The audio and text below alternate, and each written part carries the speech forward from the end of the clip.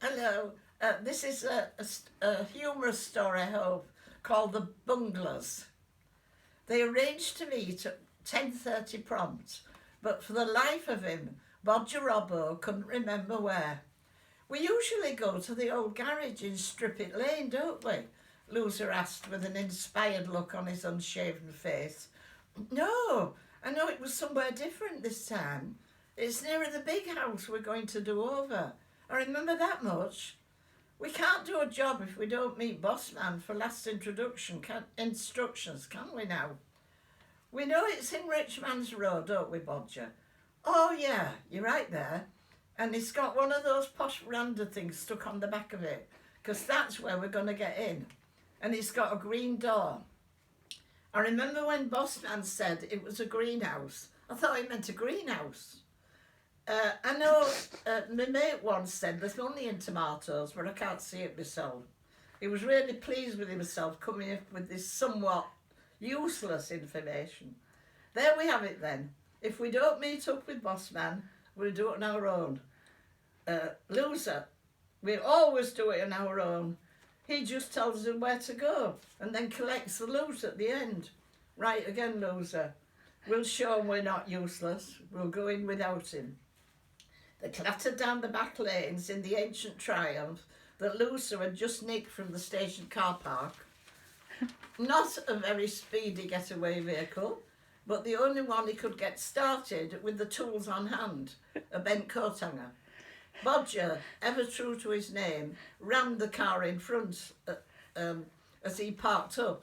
Then when his partner in crime pointed out the difficulties of getting away at speed, if necessary, from the present position, he backed into the car behind as well. They wasted no more time on this particular problem. Been half an hour late, behind schedule already. It was a bright, starry night, a bane of all men of the night, but it did make it easier to find the green door. In fact, there were several green doors. They slunk in a very professional manner down the side of the house, unfortunately sending the bin lid clattering down the gravel drive and standing on the tomcat from next door. It let out an expletive, an ear-splitting shriek, and so did Loser. By the time they found the conservatory window, which was found open, Bodger gave him a leg up and a hefty heave as he made his not-so-furtive entry. Bodger took a last long drag on his moist cig stub while he waited to hear the click-click of the key being turned to let him in. It was a piece of cake. The easiest job they'd ever done. Not a burglar alarm in sight. They were dab hand at putting them out of action anyway. No big hairy dog to scare the pants off Loser, who had a phobia of all fierce animals, mice included.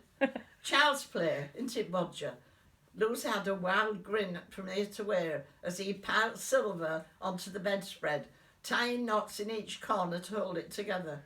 They rattled their way out of the house by the front door. Hey, this'll suit you when you go fishing, mate. Grabbing a deerstalk hat from the hall stand, Loser draped himself in a pillowbox red mohair scarf. Bodger strutted back to the car, as pleased as Punch, with the tapes tied under his chin. Loser wound the scarf 3 times round his scrawny neck. After much discussion of what to do with the glittering mound of silver, it was decided to do the right and honourable thing. Bossman was staying at his club for a few days, while his wife was visiting her sister in Bradford. They rang to report a successful scam.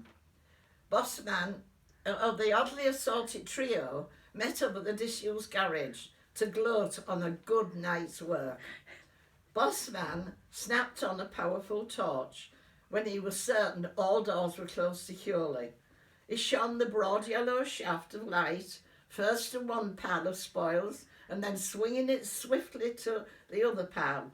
By now they were glowing with excitement. Where the bloody hell did he get that hand scarf? Oh heck.